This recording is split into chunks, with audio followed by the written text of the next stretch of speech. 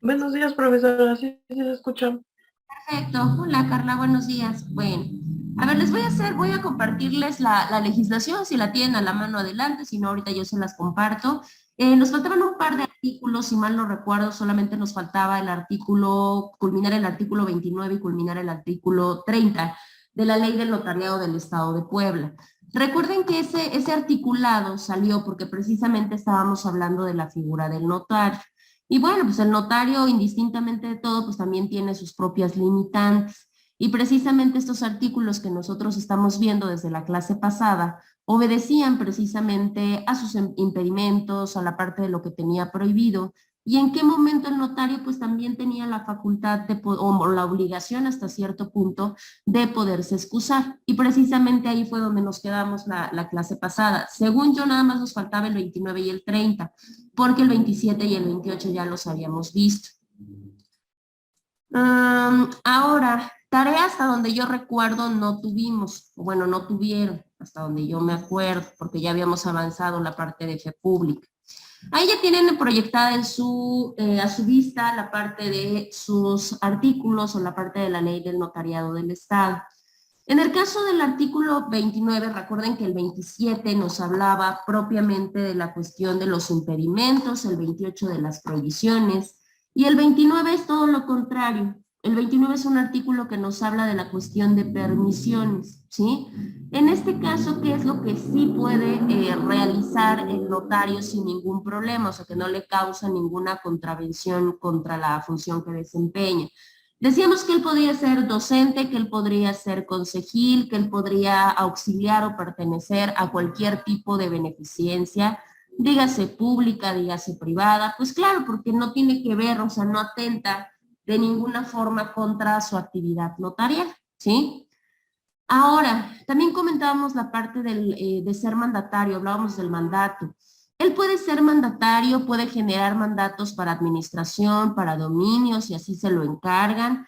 El único detalle es que él no puede participar o él no puede generar ciertos instrumentos que tengan que ver con lo que él está administrando o con lo que él está dominando. ¿Por qué? Porque si no habría claramente, más allá de un conflicto de intereses, pues digamos de alguna manera que hasta podría poner, digamos que en un estado de vulnerabilidad a la persona mandante, ¿no? Porque pues, imagínense, el mandatario al tener este poder y poder generar estos instrumentos, bueno, pues puede generar problemas.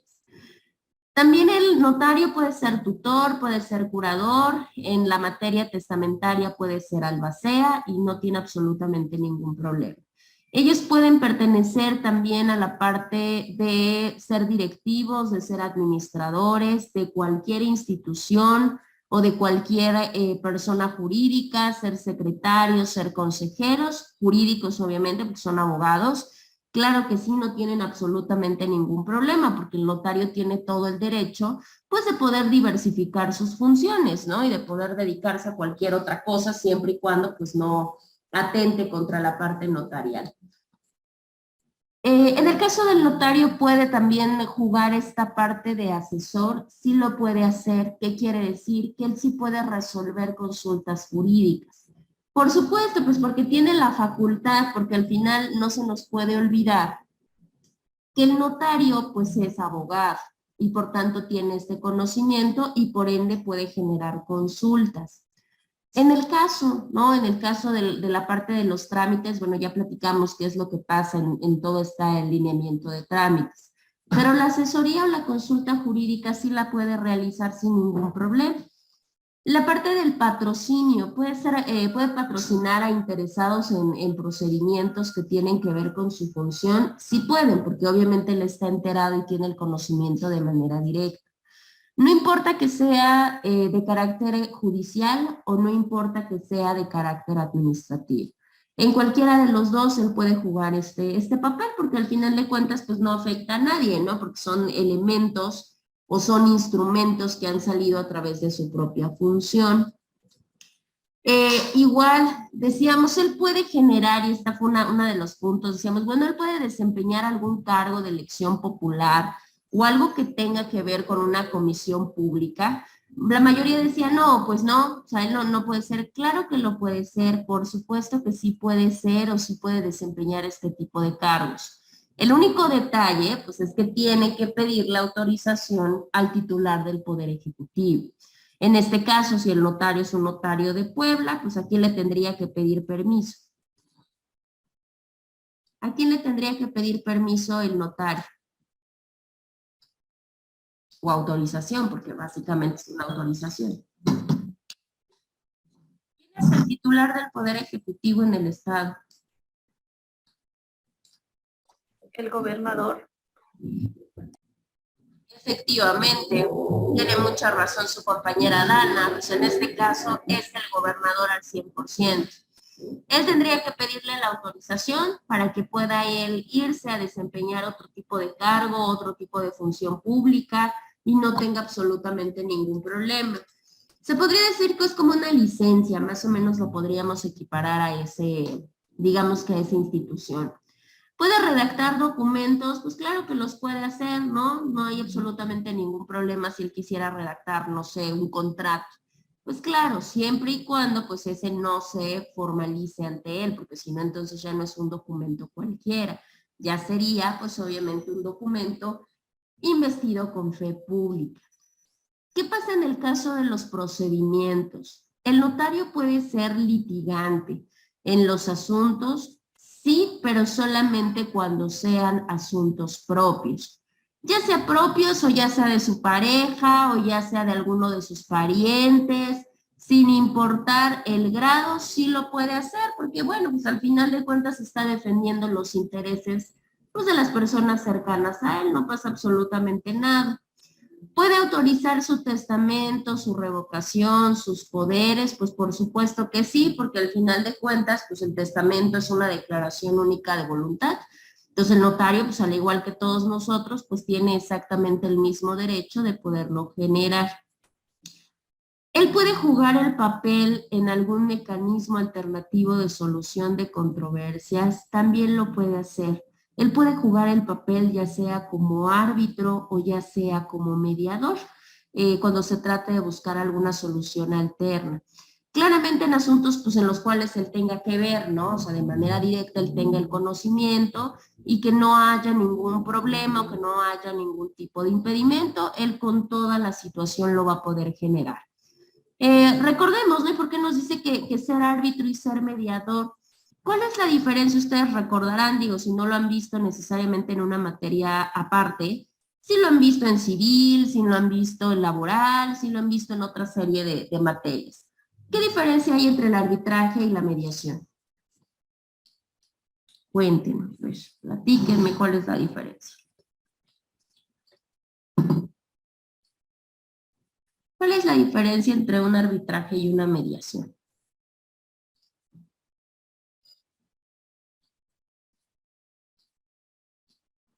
No, a ver. Wendy, buenos días, ¿me escuchas? Sí, Ah, profe, Wendy. buenos días. Hola, Wendy, buenos días. ¿Cuál es la diferencia entre una mediación y un arbitraje? Así una diferencia chiquita, nada más que tú puedas ver.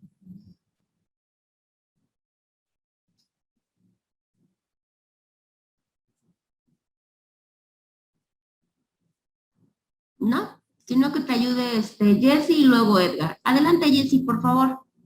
Buenos días, profa. Que la mediación es cuando hay una tercera persona que va a ser la encargada de ayudar a las personas a tomar una decisión en la controversia que tienen. Ok. Eso sería en la parte de la mediación y el arbitraje. ¿No interviene un tercero? ¿O sí o no? ¿O por qué? Adelante, Edgar. Perdón por interrumpir. En el arbitraje sí también interviene una tercera persona, pero a diferencia de la mediación, en la mediación esa tercera persona solo media, como dice, o sea, solo está para apoyar sí, como un apoyo para ambas personas para que lleguen a un acuerdo. En el arbitraje, la tercera persona da la solución. Esa es la diferencia que yo recuerdo. ¿Y la conciliación? Ah, caray. Ah, caray. Claro, porque son tres figuras bien utilizables, ¿eh? La verdad es que sí las utilizamos en todas las materias, digo, afortunadamente en ciertos sentidos, porque nos facilitan muchas cosas, ¿no? El procedimiento, el tiempo, la cuestión económica y muchísimas otras cosas. Tenemos tres mecanismos alternativos de solución de controversia, bueno, indistintamente de la materia, porque cada materia tiene los propios. Por ejemplo, en el caso de la materia civil, que es la materia supletoria del derecho notarial, se utilizan obviamente en las tres, ¿no? Y se va en base a la misma. ¿Cuál es la diferenciación? La diferenciación del mediador es que en los tres interviene un tercero, porque esa es la importancia de esto. Dime, Edgar, ¿ibas a comentarme algo? ¿O fue tu manita? Ya se va. No, sí, ya. A Creo que ver. ya sé la diferencia. En mediación, las personas, digamos los que están en la litis, resuelven su propio dilema. En la conciliación, eh, el conciliador es el que da como ciertas propuestas o arreglos, pero al final del día también los dos involucrados son los que deciden sobre esas respuestas o esas propuestas que da el conciliador. Y en el arbitraje, el árbitro es quien decide o quien formula y ejecuta la decisión final, según yo. Creo que sí. Ok, según tú estás bien, efectivamente. En el caso de la mediación es eso, en la mediación solamente el tercero tiene un papel de oyente, ¿no? Vamos a decir que es una parte o una figura solamente ornamentista, porque la realidad es que solamente pone el orden, como para que no haya ningún problema, pero al final de cuentas las partes son las que tienen que decidir, las que tienen que proponer, las que tienen que llegar a un acuerdo. En el caso de la conciliación no, hay un papel más activo por parte del tercero interventor. ¿Qué quiere decir esto? Que pues en este caso el conciliador ahí sí les da propuestas, les da soluciones, les da maneras de poder resolver su controversia. Digo, la última palabra pues sigue siendo de las partes que se encuentran involucradas van a optar por cualquiera de estas o en su defecto hasta pueden sugerir alguna otra que se les ocurra. Y en el arbitraje, efectivamente, la diferencia es muy similar a la parte de la cuestión conciliadora, pero la diferencia es la parte coercitiva. ¿Qué quiere decir esto? Que en las otras dos, pues digamos que de alguna manera el parte o el papel más activo radica en los sujetos. En el arbitraje no, en el arbitraje lo que diga el árbitro es lo que se tiene que hacer. O sea, aquí el árbitro es el que toma la decisión entre quién y quién tiene la razón, o quién sí o quién no. Y obviamente a la conclusión que él llegue, los dos sujetos se tienen que comprometer a llevar a cabo lo que dijo en este caso el árbitro. Esa es la diferenciación entre los tres. Bueno, digo, la importancia no la vamos a platicar nosotros, pero efectivamente, digo, cada uno de estos mecanismos alternativos son sumamente importantes. Pues en el caso precisamente del notario, el notario puede tener esta capacidad y tiene este permiso para poder ser árbitro, para poder ser mediador. Solamente que los asuntos no pueden ser, o sea, yo no puedo divorciarme y decir, ay, ya se le voy a decir al notario que sea el árbitro. No. Para que ellos sean árbitros o en su defecto sean mediadores, se necesita forzosamente que sea un asunto que tenga que ver con su propia función notarial, o sea, en un asunto en el cual ellos hayan intervenido, porque si no, entonces no van a tener ni absolutamente ninguna idea. Ahora, ¿qué otra cosa? También pueden ser ellos conocedores acerca de asuntos testamentarios o intestamentarios. Lo pueden ser, sí lo pueden ser sin ningún problema. Ellos pueden conocer el procedimiento y pueden conocer las diligencias. El único detalle es que tienen que ser diligencias no contenciosas. ¿Qué quiere decir? Pues donde no haya controversia, donde no haya litis, donde no haya este tipo de choque. Solamente procedimientos normales, por ejemplo. Vamos a pensar que tenemos un juicio sucesorio testamentario, en el cual se va a hacer la apertura del testamento. ¿Él puede tener el conocimiento? Pues claro que sí, porque no hay intereses, no hay problemáticas que se vayan a suscitar en función del propio notario. ¿Sí? Esa es como una de las situaciones que podemos nosotros comentar. Bueno, posteriormente tenemos ya el último artículo, que es el artículo 30. El artículo 30 básicamente tiene que ver con la parte de las excusas, ¿sí? El notario, pues como todo, también tiene ciertas excusas para que de alguna manera él no actúe, ¿sí? Cuando se supone que lo tendría que hacer. ¿Cuándo el notario puede excusarse y decir, por esta razón yo no pude actuar?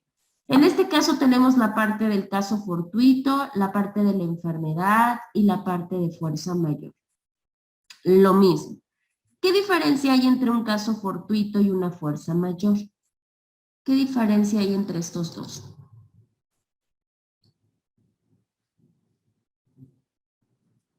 A ver, piensen.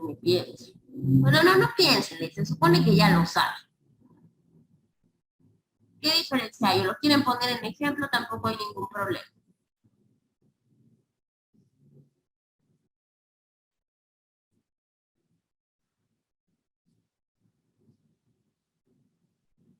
¿No? ¿Nada?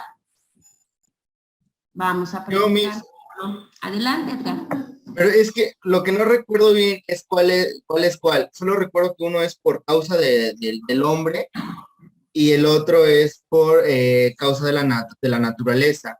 Según yo, es el caso fortuito es por la naturaleza, pero la verdad es que ahí no me acuerdo bien cuál. Solo sé que la diferencia es esa. Uno es por causa del hombre y la otra es por causa de la naturaleza. Ok.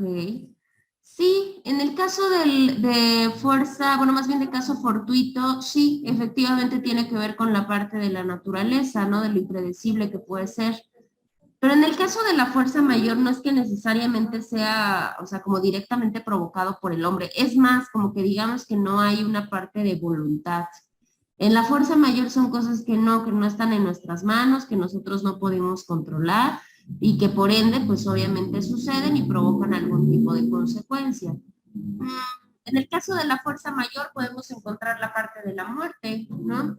Y la muerte no forzosamente es ocasionada, ¿no? Digo, salvo que pueda ser, no sé, un suicidio o alguna cosa así.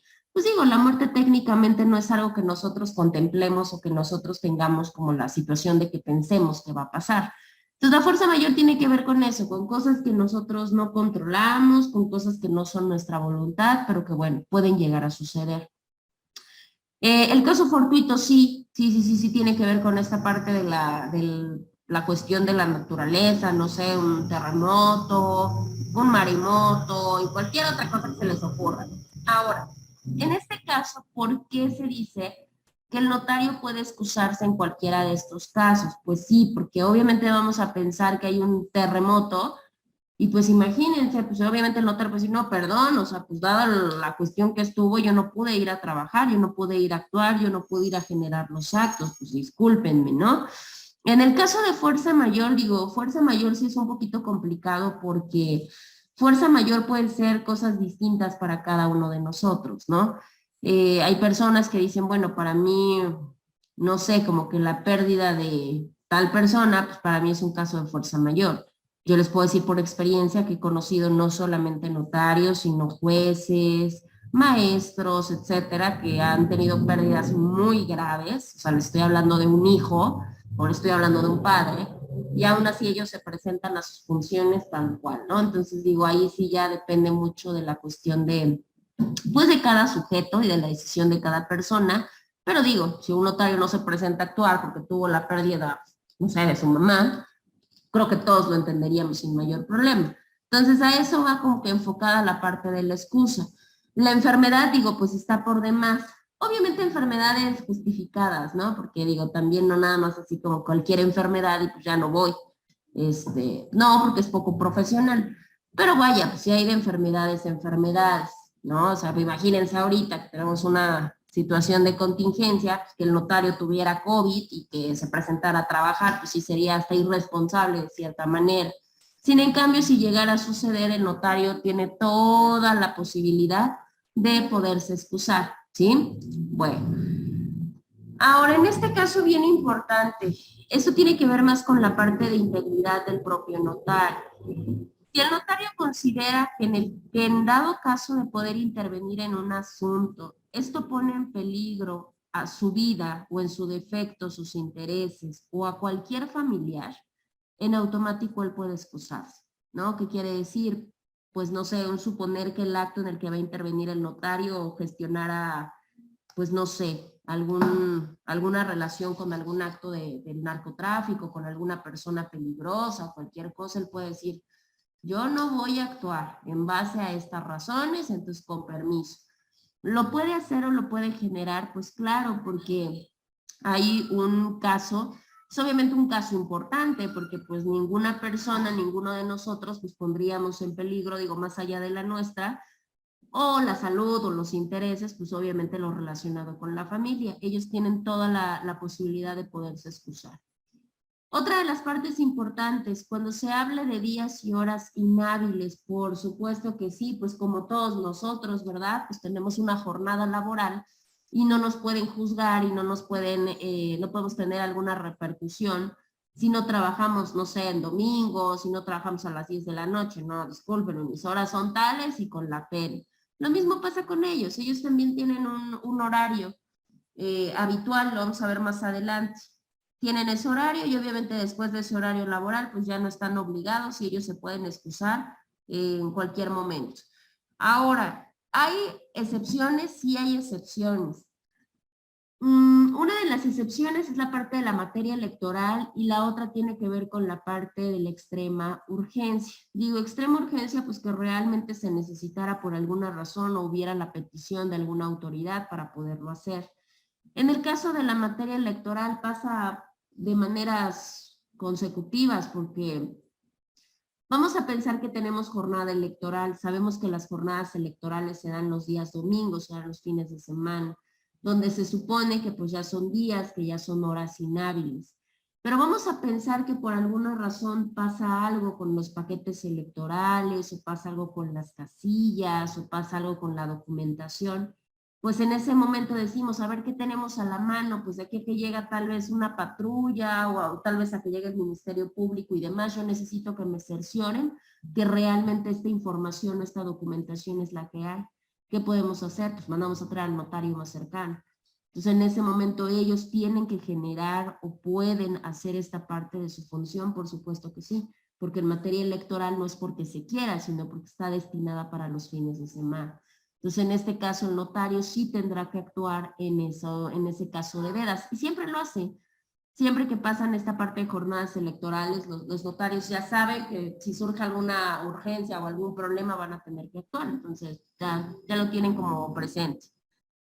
Alguna cuestión de imparcialidad, si ellos se llegan a percatar de que hay algún asunto que por alguna razón les puede restar esta parte de su actuar, que quiere decir que van a poder no actuar de manera imparcial y dicen, ¿sabes qué? Pues para evitar este problema yo mejor me excuso y no voy a conocer de este hecho, de este acto jurídico, también lo pueden hacer, no pasa nada. Y el último tiene que ver con la cuestión de los honorarios, con la cuestión de los gastos, ¿sí? Obviamente los notarios, sí, casi siempre piden anticipos, ¿no? Anticipos de los gastos, de los costos, de los honorarios, etcétera. Si nosotros que solicitamos el servicio, porque es como un servicio de cualquier cosa, no les damos el anticipo, no les garantizamos ese pago, pues obviamente ellos también se pueden excusar, ¿no? Decir, ¿sabes qué? No me has pagado, entonces yo, por tanto, no es obligatorio que genere tu acto. Se puede sin problema. Digo, salvo la parte, y de hecho la ley es muy enfática. ¿Qué excepción podemos tener? Pues cuando se trata un caso urgente, ¿sí? ¿Qué quiere decir esto? Cuando de alguna manera, pues, sobre todo en materia de testamentos, ¿sí? Que a veces, digo, hay testamentos como de urgencia porque la persona ya tiene ahí algunos problemas, y es más, hasta está el riesgo fundado de que pueda perder la vida, y pues en ese momento están de acuerdo que el notario no se puede poner en esa actitud de decir, no, pues a mí no me importa si te mueres o no, y si quieres tu testamento, no, pues primero págame, primero garantízame y primero anticípame los honorarios. Pues claro que no, o sea, es imprudente aparte de todo. Entonces, en esos casos de urgentes en los cuales esté de por medio un testamento, o sea, la voluntad de una persona, el notario tiene toda la situación de decir, bueno, y si no me puedo excusar, tengo que actuar y luego vemos qué pasa con los gastos, ¿sí? Podríamos decir, bueno, ¿y qué pasa si la persona se llega a morir? ya no le dio ni anticipo, ni le pagó los gastos, ni nada de honorarios. ¿Qué es lo que va a pasar ahí? Ay, pues muy sencillo. Pues, ¿quiénes creen que van a pagar? Pues claro, porque quienes son los más interesados en el conocimiento, obviamente, del testamento, pues en este caso los familiares. Si los familiares es más solitos, ni va a ser necesario, con todo el gusto del mundo van a tener que pagar los gastos, los honorarios del notario, pues para que les pueda expedir formalmente el testamento, ¿sí? Bueno, pues ya con eso nosotros terminamos la parte de los 4 artículos que íbamos a comentar, que íbamos a analizar. Son bien importantes, ¿no? En la parte de la función notarial. Ahora vamos a regresar, dígame, de la ley del notariado del Estado de Puebla. ¿Sí? Bueno, ahora vamos a regresar nosotros a la presentación, ya que sabemos quién es el notario, ya que vemos sus limitaciones, sus prohibiciones, sus permisos, sus excusas. Vamos a seguir hablando de cuál es el proceso, ¿no? El proceso para que pueda llegar a ser notario. Les decía en algún momento que precisamente la función notarial es compleja, porque a comparación de otros cargos, a comparación de otros puestos, la realidad que son más sencillos, o sea, generalmente sí se hace un examen o se hace alguna cuestión y se ingresa al puesto. En el caso de los notarios, no, los notarios digamos que van pasando por diferentes o van pasando por algunos filtros que precisamente tienen que agotar, y ahorita vamos a ir viendo cuáles son. El primero de ellos, y que si mal no recuerdo ya lo habíamos comentado, decíamos que tienen que presentar una solicitud al Consejo de Notarios. Esa solicitud tiene que ir firmada y tiene que ir acompañada con su currículum, ¿sí? No hay un fundamento, por lo menos en la ley del notariado, que precisamente nos obligue, o sea, que nos diga, ¿sabes qué? Tu currículum tiene que tener este formato o el otro formato o el otro formato. No, la realidad es que ya es como muy a voluntad de las personas, de los aspirantes, pero sí tienen que ir. También nos solicita o nos requiere la parte de la edad. En el caso de la edad, digo, no es una edad tan alta, tampoco es una edad tan mínima, es una edad promedio, que son los 25 años. Decíamos, esto obedece de alguna manera, pues a que se supone, o la mayoría de veces, las carreras se terminaban en 5 años, ¿no? Y entramos en promedio a los 18. Entonces son 23 más los 2 años de práctica, ya una práctica ya realizada como profesionista, pues sí nos dan los 25 años. Hablábamos también la parte de la buena conducta, hablábamos de la parte de la reputación intachable y hablábamos de la honorabilidad profesional. Digo, entre la buena conducta y entre la honorabilidad profesional creo que está muy claro, ¿no? Comportarnos bien y hacer un buen trabajo ya de manera profesional.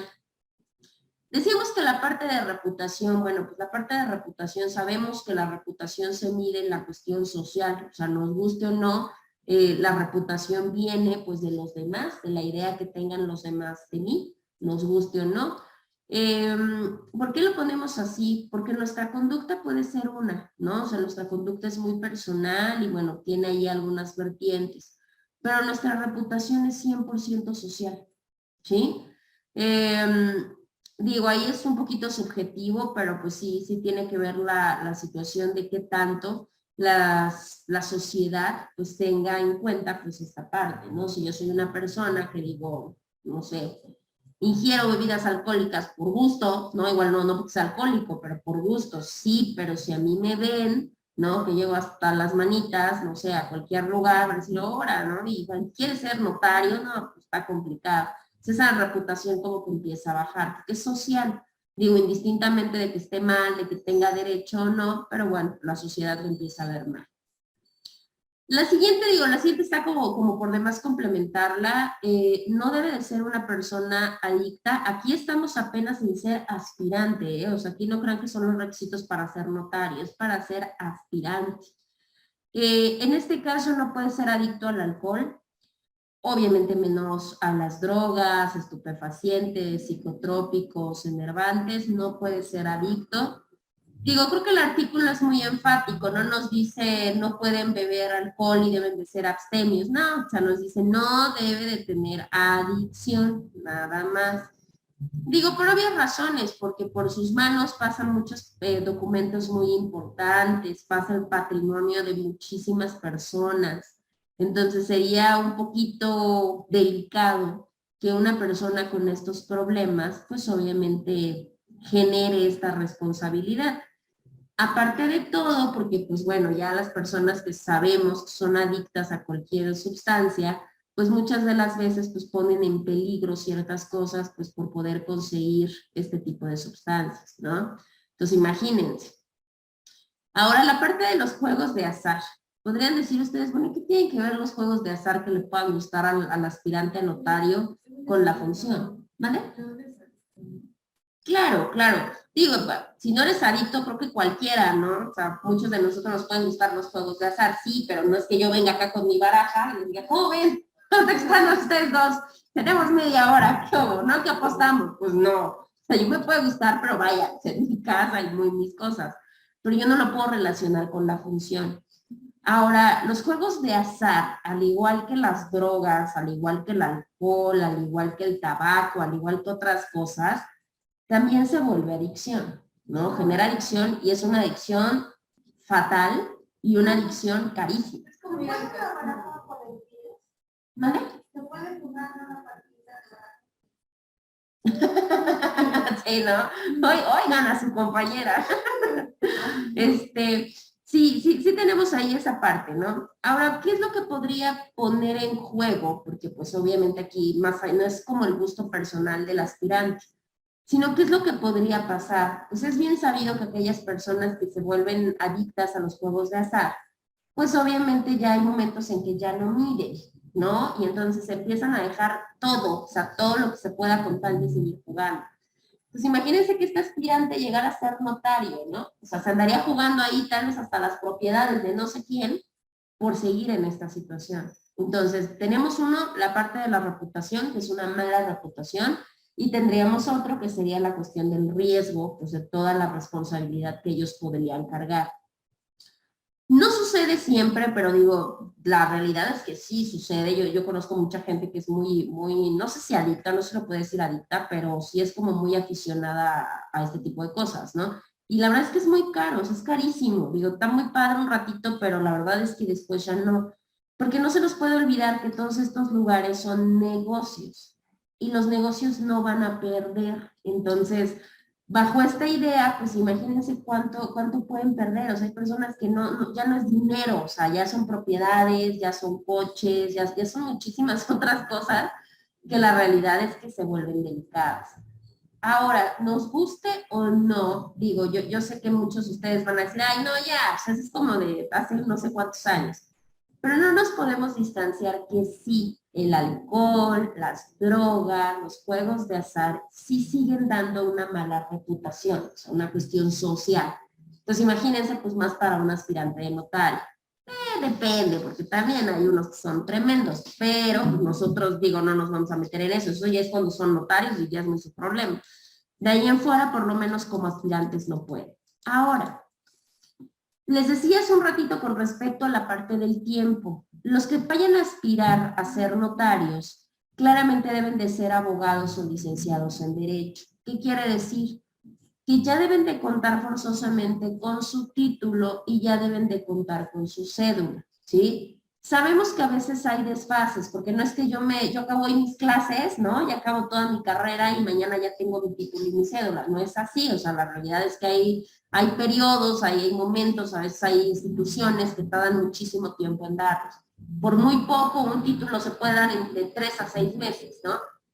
La cédula es otro trámite aparte, porque la cédula no se hace propiamente con la institución, sino con la Secretaría de Educación Pública. Eso también otro trámite, ¿no? Y bueno, pues acá nos dice que para ese momento que se haga el trámite, la persona ya debe de ser forzosamente abogado licenciado y ya tiene que tener el título y ya tiene que tener la cédula.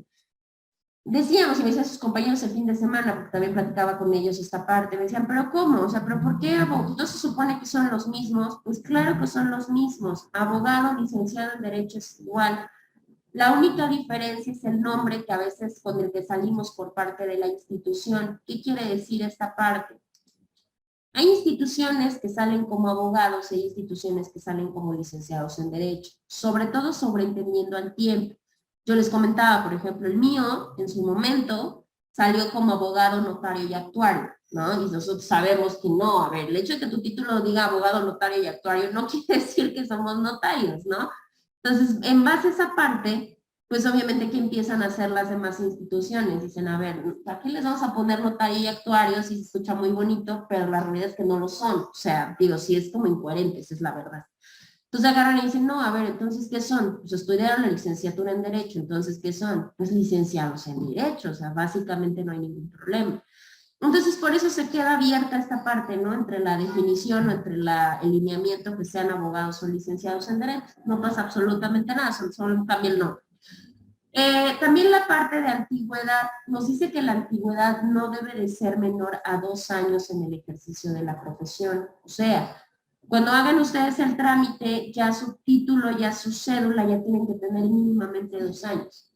Pues imagínense, pues sí, por eso nos dan los 25 años, o si no es que hasta más. ¿Por qué se hace esto? Porque se supone que en esos 2 años pues ya se obtuvo algún tipo de experiencia, ¿no? Eso es como la realidad. Y si yo ya salgo de una institución con el firme deseo de ser notario, pues quiere decir que esos 2 años pues los voy a ocupar para profesionalizarme pues, en lo que tiene que ver con la función notarial, se supone. Ahora también nos habla de la parte de gozar de las facultades para la función notarial. Adelante, adelante.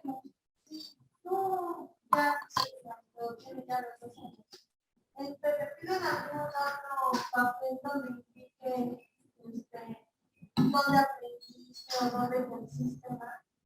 No, la realidad es que no. Fíjense que eso es una de las cosas curiosas. Ya teniendo ustedes su título y su cédula, ya no importa tanto la situación de que se obtuvieron algún otro tipo de preparación o algún otro tipo de conocimiento. Se los pongo sobre todo con las prácticas profesionales y con el servicio profesional. Yo he escuchado muchos que se aferran mucho a esa parte, ¿no? Decir, no, o sea, a mí me súper importa dónde voy a hacer mi servicio y mis prácticas porque, pues como que lo voy a llevar a mi trabajo, ¿no? Decir, ay, mire, yo hice, no sé, servicio en fiscalía, ¿no? Yo hice prácticas en el tribunal. La realidad es que eso no nos lo piden, ¿no? O sea, lo que sí nos piden es que ahorita lo vamos a ver, es una capacitación externa. Eso sí, si ustedes tienen el chance o la oportunidad de irse o de prepararse en ciertos diplomados, de prepararse en ciertas conferencias, en congresos y demás, eso sí. ¿Por qué? Porque eso sí les va a entrar como una parte de currículum. Eso sí se va a actualización profesional. Eso sí les sirve. Entonces ahí sí tengan mucho cuidado. Ya de ahí en fuera, pues no, digo, yo pude haber hecho las prácticas donde fuese, pero la realidad no. Digo, salvo que de alguna manera yo quisiera entrar como aspirante a notaría y yo digo, no, mis prácticas las hice en notaría. Bueno, eso igual y podría ser, pero cuando ustedes ya estén dentro, o sea, cuando ya les hayan dado, te vas para esta notaría, ya cuando lleguen con el notario titular, ahí sí. Ahí fíjese que yo ya en tal notaría yo hice mis prácticas o hice mi servicio, pero de mientras, ahora sí que documentalmente no nos sirve. Bueno, les decía la parte de gozar de las facultades. Aquí de facultades nos habla de facultades tanto físicas como de facultades mentales, ¿sí? Digo, las facultades físicas, pues técnicamente es un poquito también subjetivo porque como que aquí nos podemos, digamos que referir a gozar de facultades físicas. Podrían decir ustedes, pues que sea una persona, no sé, si hay una persona en silla de ruedas, ¿podemos decir que es una persona que goza de sus facultades físicas? ¿Sí o no? ¿Por qué? Sí, una persona que esté en una silla de ruedas goza de sus facultades físicas. ¿Se podría decir que goza o no goza de sus facultades físicas? No, yo digo que goza completamente de sus facultades mentales, pero de sus facultades físicas no completamente. Claro. Podríamos, en cuestiones generales podríamos decir que no, pero acá nos dice para ejercer la función notarial. El notario realmente trabaja, perdón, ¿no? O sea, trabaja realmente porque tenga forzosamente que caminar o porque tenga forzos, la realidad es que no. ¿A qué se refiere gozar de facultades físicas? Pues tiene que ver más con otra cosa, pues que sea una persona sana. ¿Por qué? Porque ¿qué pasaría? Ahí va un ejemplo. Que la persona, que el aspirante tuviera, no sé, cáncer, Ahí sí ya no. ¿Por qué? Pues porque probablemente su propia enfermedad pues va a ir degenerando ciertas cosas que le van a impedir que por más que quiera, o sea, la persona lo que va a necesitar va a ser tratamientos, va a necesitar descanso, porque bien es sabido que pues hay debilidad, que hay cansancio, que hay agotamiento, etc. Ahí entonces, ahí sí ya no se podría, ¿sí? No por discriminación, por eso les decía, no, en silla de ruedas, por supuesto que sí, no pasa absolutamente nada. Y no es por discriminación, simple y sencillamente pues es por la función que tienen que realizar. Y por tanto, pues como todos nosotros, pues tenemos que enfocarnos en las cosas. En el caso de las facultades mentales, ¿a qué se refiere que la persona o el aspirante goce de facultades mentales?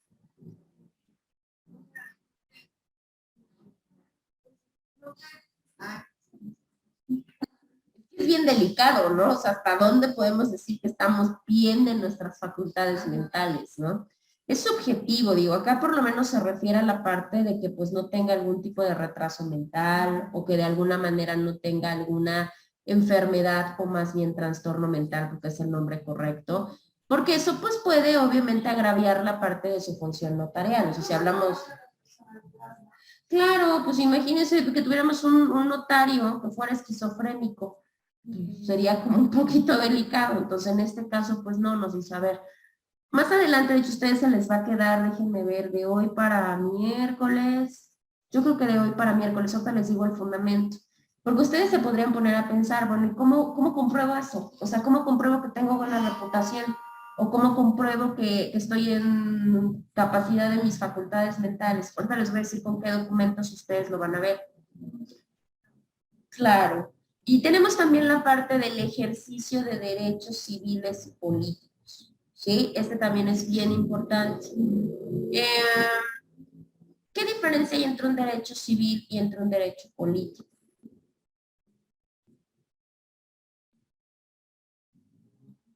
¿Qué diferencia hay? O mencionen un ejemplo si quieren de alguno de los dos, no hay problema. El derecho político podría ser derecho al voto. Exactamente, derecho a votar, derecho a ser votado, derecho a participar en consultas populares, todo este tipo de cosas. Los derechos civiles son los que tenemos nosotros per se, ¿no?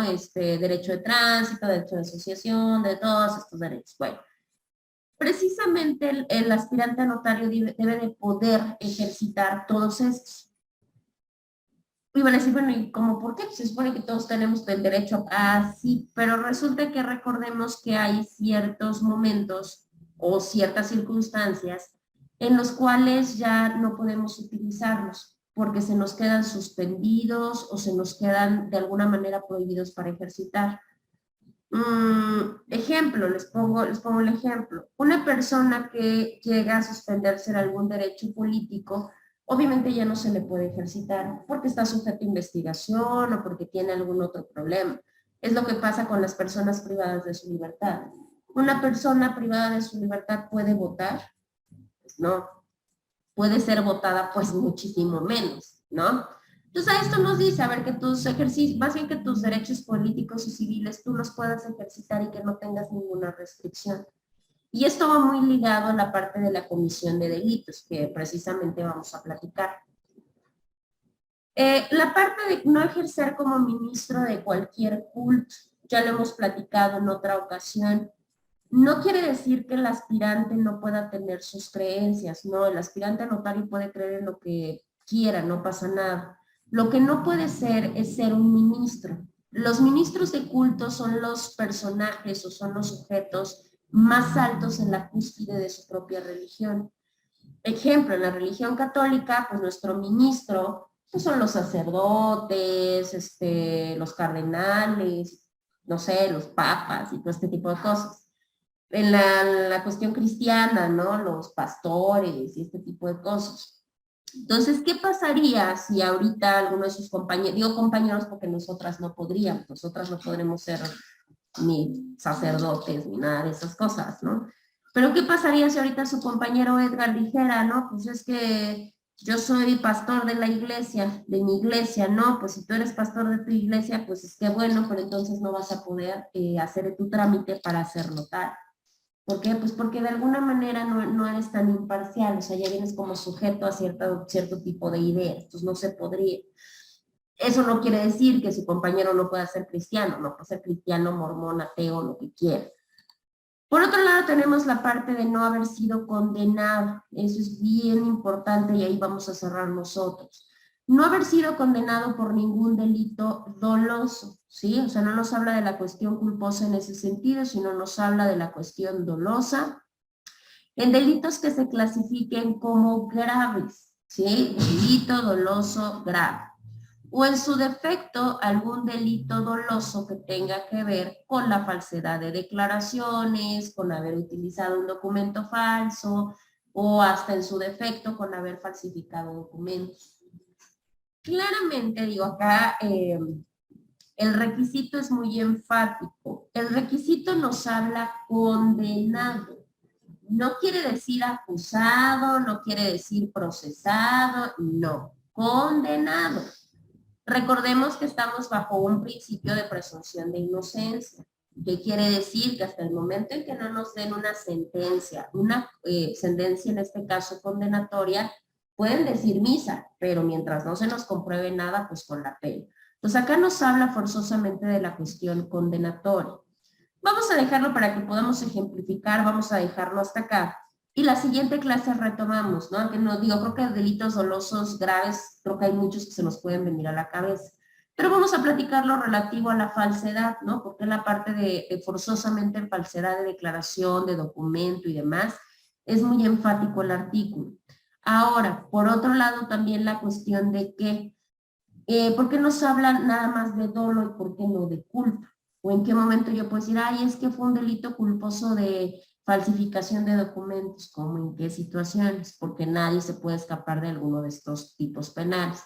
Entonces lo vamos a encaminar precisamente el por qué se lo ponen para la función notarial y vamos a continuar viendo los requisitos. Ahora, déjenme checar porque se supone que esta semana va a ser semana número 3, según yo. Pero ya hicieron semana 3, por eso no les dejé tarea. Ah, ok. No, lo vamos a hacer en semana 3, bueno, en semana 3 o semana 4.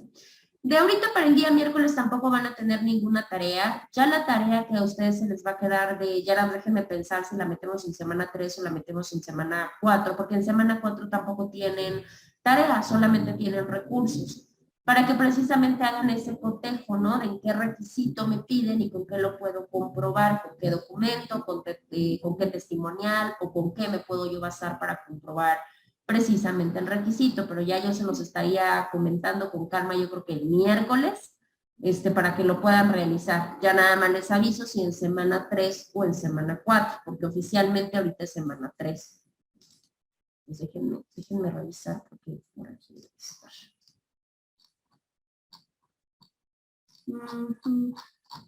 Sí, no, yo creo que lo vamos a trabajar hasta en semana, miren, aquí está. El artículo, yo creo que ahorita que terminamos la clase se los voy a adjuntar en semana número 4, para que sea la que trabajemos la siguiente. Es el artículo 35, no les voy a dar tanto, pero sí, por si se me llega a olvidar el día miércoles, ya sepan más o menos qué van a hacer. De su ley del notariado se van a ir al artículo 35, y ya que lleguen a su artículo 35, el artículo 35 los va a redireccionar al 31 y los va a redireccionar al 34, que son precisamente los que estamos platicando nosotros. Y ahí les va a decir, por ejemplo, si nosotros nos vamos al artículo 31, fracción primera, es que no les estoy proyectando a ustedes, espérenme tantito. Aquí está. El artículo 31, que nos habla precisamente para poder ser aspirantes y para poder ejercitar la práctica notarial, porque los notarios, previamente a ser notarios y volverse aspirantes, ellos sí tienen que realizar prácticas. No solamente, no, pero yo ya realicé mis prácticas en la universidad, no, con la pena, tienen que volver a realizar otras. Entonces, en ese momento, el primer requisito que les piden, que es el que comentamos nosotros, ser mexicano de 25 años, mayor de 25. ¿Cómo lo compruebo? Pues muy sencillo. El 35 me dice, a ver, el de la fracción primera, pues fácil, lo vas a hacer con la copia certificada de nacimiento. Entonces, ¿qué van a hacer ustedes? No sé, artículo 31. edad, ¿no? Edad y nacionalidad, lo compruebo con la copia certificada. Fracción 2, ¿qué nos decía la fracción 2 del artículo 31? Nos hablaba de tener, lo que platicábamos, tener buena conducta, buena reputación y honorabilidad. ¿Cómo compruebo eso? Ah, bueno, pues eso lo voy a comprobar precisamente con una copia certificada de información testimonial. Y así se van a ir ustedes, ¿no? Para no estar fracción 1, fracción 2, no. Van a poner el requisito y con qué documento ustedes lo acreditan. O sea, es muy sencillo porque nada más van bajando y van viendo. En este caso, digo, por lo menos hay los que son más interesantes, porque acá no nos dice me traes a 2 testigos que me lo digan, ¿verdad? El Consejo de Notarios no dice eso, dice copia certificada. ¿No? O sea, que me certifiquen que la información testimonial que yo brindo es cierta y paren de contar. Y así nos van narrando todos los requisitos. Pero yo se los incluyo con calma el día miércoles y ya les digo, yo creo que va a aparecer en semana 4 y ya para que lo puedan revisar. ¿Hasta que tienen alguna duda, alguna pregunta aquí, allá en Zoom? Yo creo que no. Bueno, entonces si no tenemos dudas o preguntas... No, pues por el yo no- momento no. Perfecto, Edgar. Bueno, entonces si no tenemos dudas o preguntas, pues los dejo salir y ahorita en unos minutitos nos volvemos a conectar, por favor, para informar. Sí, profesora, gracias, ahorita la vemos. Bueno, la escuchamos. Gracias.